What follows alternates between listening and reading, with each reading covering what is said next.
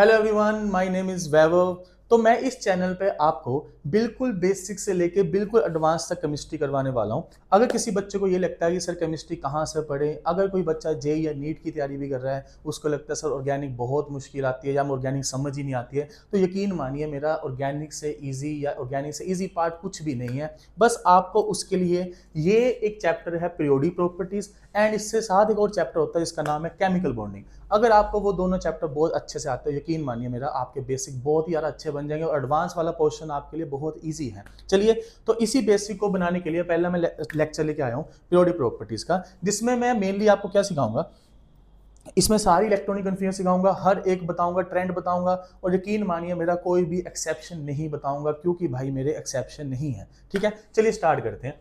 अच्छा, तो periodic properties को पढ़ना क्यों है, पहली बात तो ये भाई है ना कि पीरियोडिक प्रॉपर्टीज को हम क्यों पढ़े, है ना। तो बेटा क्या होता है ना, फॉर एग्जांपल मान लो अगर आप आज किसी क्लास में एंटर कर रहे हो, आपका फर्स्ट डे है, और अगर मैं आपको बता के ही भेजूं क्लास के अंदर कि बेटा ये वाला बच्चा ना ऐसे रिएक्ट करता है, वो वाला बच्चा ऐसे रिएक्ट करता है, यानी अगर आप इसके साथ बैठोगे तो ठीक है, हो सकता है आपकी इससे दोस्ती हो या उससे आपकी दोस्ती ना हो, दुश्मनी हो सकती है, ठीक है ना। ये वही चैप्टर है, यानी अगर आपको केमिस्ट्री में उतरना है ना मेरे भाई, है ना, तो आपको ये पता होना चाहिए यार कौन सा एलिमेंट कैसे रिएक्ट करता है, समझ रहे हो। और यहाँ जब मैं चैप्टर पढ़ाने की बात कर रहा हूँ, तो मेरा कहने का मतलब ये है, जैसे मैंने बोला ना कि कौन कैसे रिएक्ट करता है, अब ये बात सिमिलर हमारे जैसी होती है। फॉर एग्जाम्पल, जैसे मैं टीचर हूँ, अभी मैं आपके सामने टीचर हूं, बट मैं अपने पेरेंट्स के साथ सामने या अपने दोस्तों के सामने सेम बिहेव तो नहीं करूंगा। मैं स्टूडेंट से जैसा बिहेव करूंगा, सेम ऐसा बिहेवियर मैं अपने मतलब क्या बोल सकते हैं उसके दोस्त के साथ तो नहीं करूंगा, सेम ऐसा ही होता है। यानी हर एलिमेंट का बिहेवियर डिपेंड करता है कि वो उसके सामने कौन है। यानी जब भी मैं बात करूंगा यहाँ पर,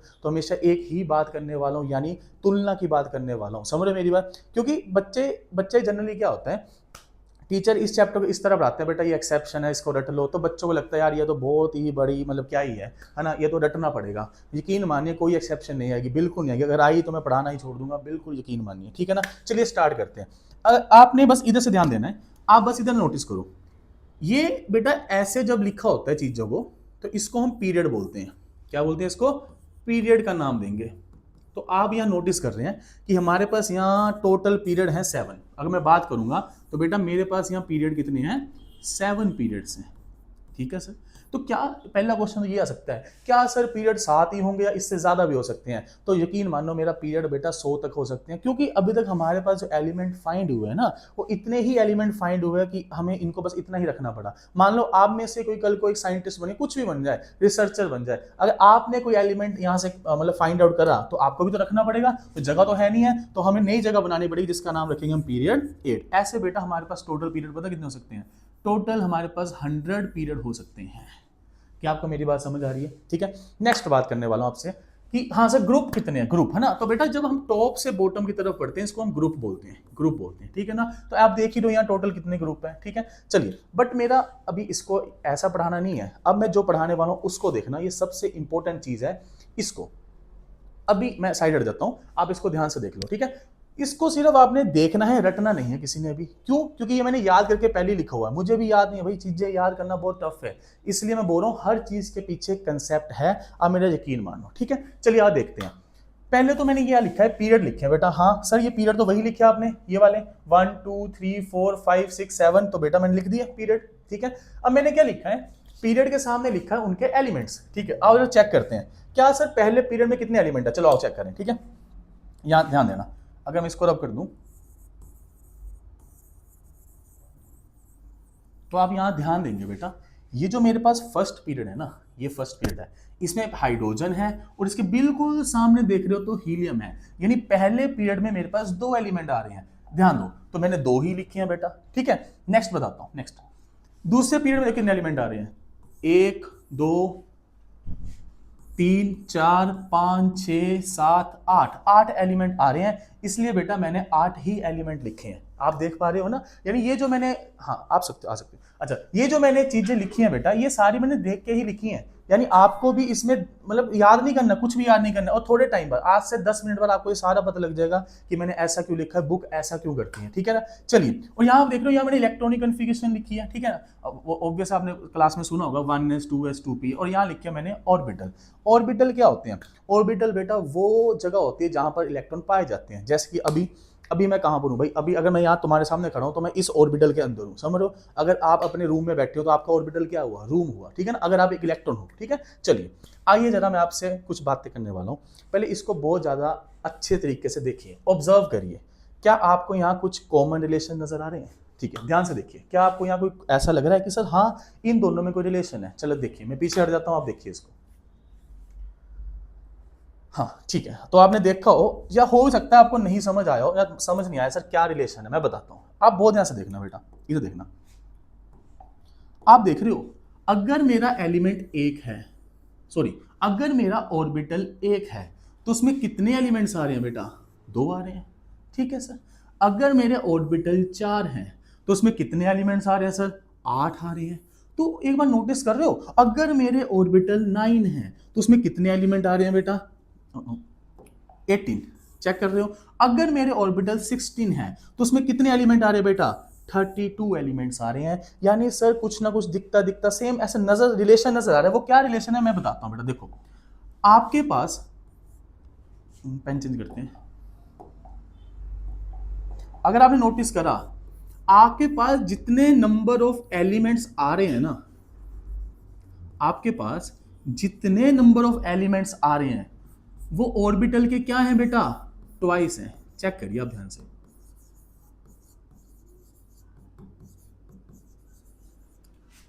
ये देखिए, यहां देखिए, ठीक है, देखो ध्यान से।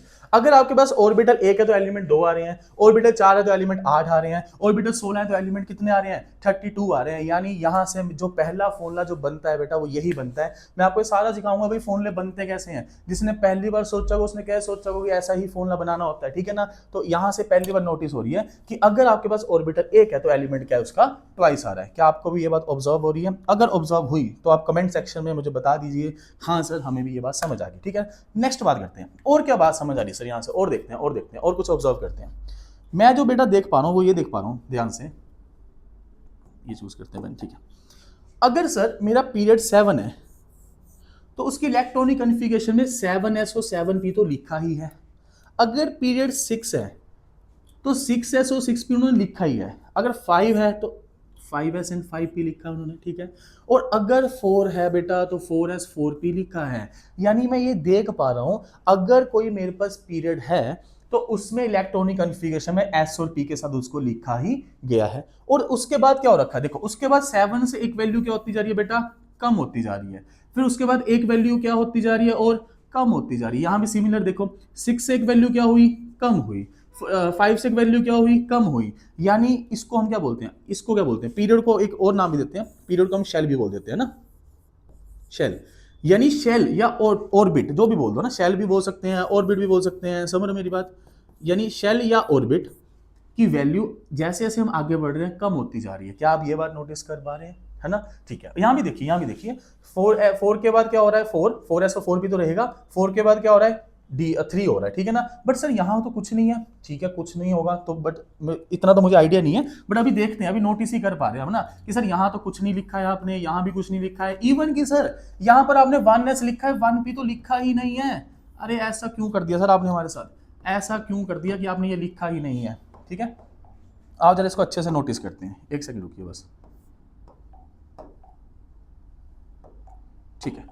यहां सर लिखा ही क्यों नहीं है? 1p को क्यों नहीं लिखा बेटा? ये सारे डाउट जो आपके दिल में आते होंगे वो सारे डाउट में क्लियर करूंगा ऐसा क्यों हुआ है। चलिए आओ ऐसा करते हैं, मान लेते हैं ना कल को आपने बेटा कोई एलिमेंट फाइंड कर दिया, समझ रहे हो, तो उसको कहां रखना पड़ेगा? उसको मान लेते हैं 8th पीरियड में रखना पड़ा। कौन से पीरियड में रखना पड़ा? 8th में रखना पड़ा, ठीक है ना। हमने 8th पीरियड में रख दिया बेटा उसको, ठीक है सर, ओके। तो मुझे क्या उसकी इलेक्ट्रॉनिक कॉन्फ़िगरेशन लिख ही देनी चाहिए भाई। तो मुझे लगता है सर मुझे उसके लिए 8s और 8p तो लिख ही देना चाहिए। सर मैं तो यहाँ से बस देख रहा हूँ, मैं तो ऑब्जर्व कर रहा हूँ, जो बुक लिख रही है मैं तो वैसा वैसा ही सोचता जा रहा हूँ, उसके अलावा कुछ भी नहीं, मुझे ऐसा लगता है, ठीक है। और उसके बाद क्या सर? उसके बाद क्या लिखूं फिर?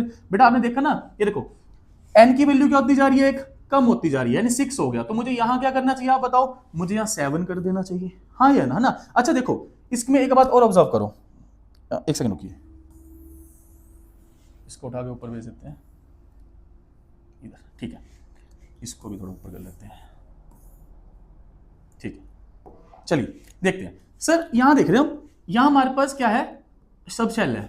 एस है, पी है, डी है, एफ होता है, जी होता है, एच होता है, आई होता है, सो ऑन होता ही जाता है सर, है ना। इसको बोलते हैं सब शेल, और सब शेल को क्या बोलते हैं हम? एल बोलते हैं। सब शेल एल के सॉरी एस के लिए क्या वैल्यू होती है? एल की 0 होती है सर। पी के लिए क्या वैल्यू होती है? 1 होती है। डी के लिए क्या होती है? 2। एफ के लिए क्या होती है? 3। तुम बोल लोगे सर ये क्या बताइए रहे हो, ऐसा कैसे?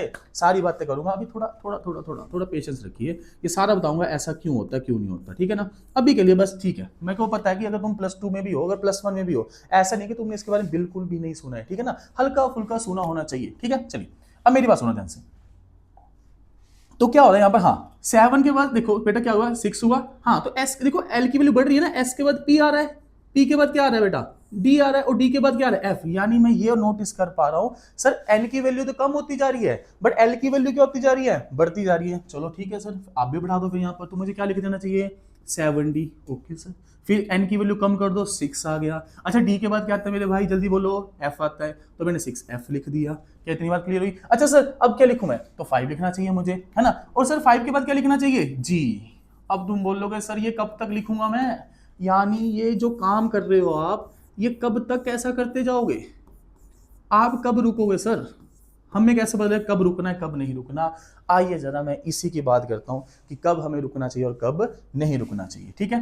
क्या आपको इतना समझ आया? अगर आपको समझ आया तो भाई इस वीडियो को शेयर कर देना अपने दोस्तों के साथ, ठीक है ना। कंजूसी नहीं करनी शेयर करने में। आइए जरा ध्यान देते हैं, ठीक है।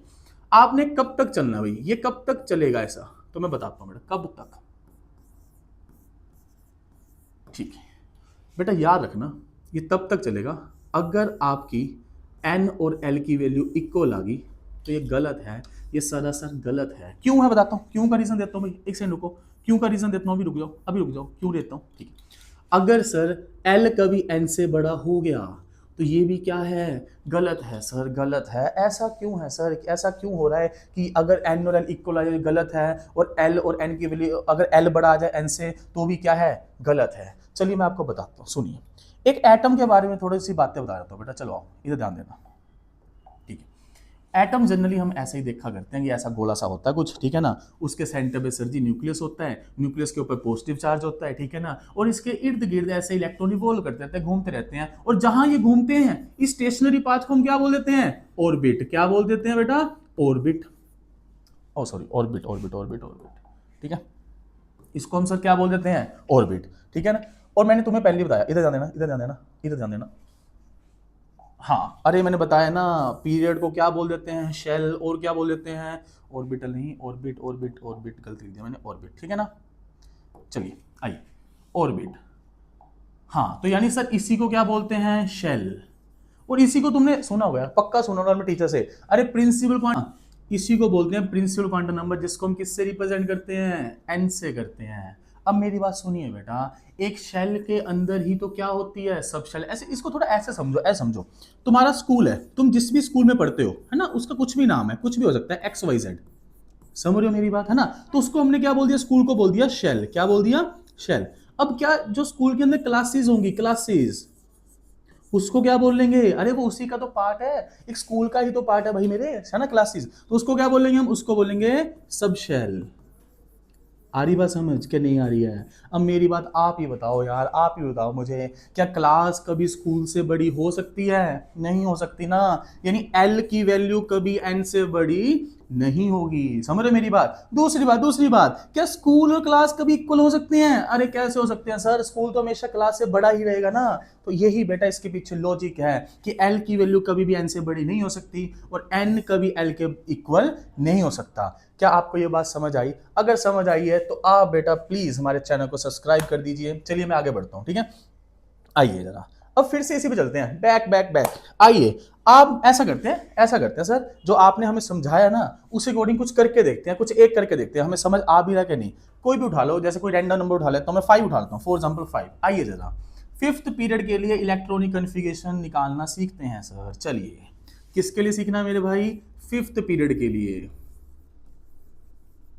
तो बताइए मुझे क्या लिख ही देना चाहिए सर? मुझे पता है, मुझे 5S और 5P तो लिख ही देना है, आंखें बंद करनी है और टकाटक लिख देना है। उसके बाद क्या करना है सर? एन की वैल्यू करनी है एक, कम करते जाओ कम करते जाओ। और सर एस के बाद क्या आता है? चलो मैं यहाँ लिख देता हूँ, S P D F G H आई जे, कुछ भी हो सकता है, सो ऑन, है ना। और इसके लिए एल की वैल्यू क्या होती है, इसके लिए 0 1 2 3 4 5 6 7, ठीक है।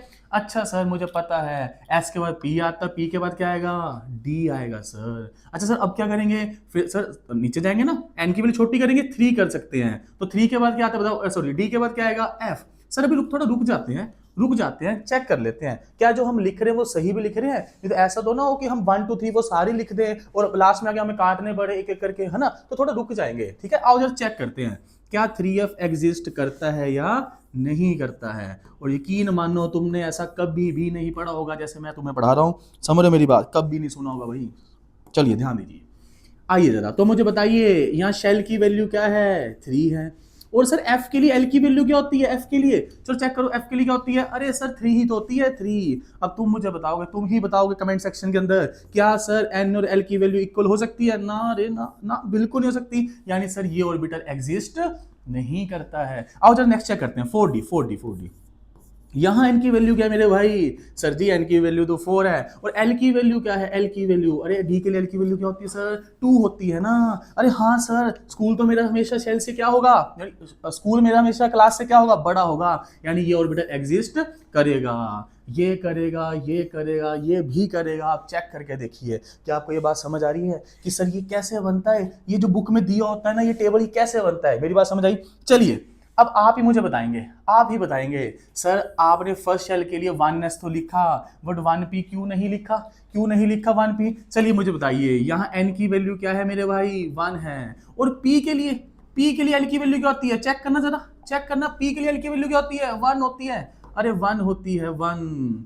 तो बताइए क्या यहाँ 1, अरे सर ये तो इक्वल कभी भी नहीं हो सकता, इसलिए बेटा, इसलिए 1p एग्जिस्ट नहीं करता है। होपफुली ये आपको मेरी ये सारी बातें समझ आई हो। मैंने आपको क्या सिखाया आज मैंने छोटे से लेक्चर में सिर्फ यही बताया कि सर किसी भी पीरियड से उसकी इलेक्ट्रॉनिक कन्फिगरेशन का कैसे पता करेंगे, ठीक है ना, ऐसे करेंगे। अब इस जस्ट मैंने इलेक्ट्रॉनिक कन्फिगरेशन का पैटर्न लिखना सिखाया तुम्हें, अभी मैंने तुम्हें एटॉमिक नंबर से नहीं सिखाया। वो सारी चीजें समझेंगे, मैं सारी बातें बताऊंगा। यकीन मानो मेरा जो तुमने पढ़ा वो हमेशा गलत पढ़ा, क्योंकि मैंने बहुत मैक्सिमम बच्चों को कहीं से पढ़ रहे हैं एक ही बात देखिए, वो वैसे ही फिल करते हैं 1s2 2s2 2p6, पता नहीं क्या करते रहते हैं भाई, पता नहीं क्या करते रहते हैं, ऐसे लिख देते हैं 1s 2s 2p 3s 3p, पता नहीं क्या लिख देते हैं 4s 4p, ऐसे कांटे मारते रहते हैं। अरे भाई मेरे क्या कर रहे हो यार तुम, ठीक है, टाइम वेस्ट कर रहे हो, समझ रहे हो। एक्चुअल मेथड जो समझा रहा हूँ यही है वो मेथड। क्या आपको मेरी इतनी बात समझ आई? अगर आपको इतनी बात समझ आई तो होमवर्क लिखिए, आज की क्लास का होमवर्क ये है बेटा, होमवर्क ये है, आपने मुझे 7th पीरियड के लिए ईमानदारी से, अपने साथ ईमानदार रहिए भाई, बाकी के साथ चाहे धोखा करिए कोई चक्कर नहीं है, बट अपने साथ ईमानदार रहिए। 6th पीरियड के लिए, इन दोनों के लिए मेरे भाई, इन दोनों के लिए जनरल इलेक्ट्रॉनिक कॉन्फ़िगरेशन लिख के दिखाओगे बिना देखे। इसको नहीं देखना है, आप पहले खुद करोगे। कौन सा मेथड सर, कौन से मेथड से, ये जो मैंने सारा सिखाया, समझ रहे हो मेरी बात। फिर चेक करना क्या आपकी भी सेम आ रही है इलेक्ट्रॉनिक कॉन्फ़िगरेशन जो हमारी यहाँ पर आ रही है, ठीक है। चलिए थैंक यू सो मच। अगर इसके अलावा आपको कुछ भी क्वायरी हो, कुछ भी पूछना हो, अगर आपको हमसे पढ़ना हो, है ना, ऑफलाइन या ऑनलाइन, तो ये हमारा नंबर, आप हमें कॉन्टैक्ट भी कर सकते हैं बेटा, 9882401196। Thank you so much. Her her Mahadev.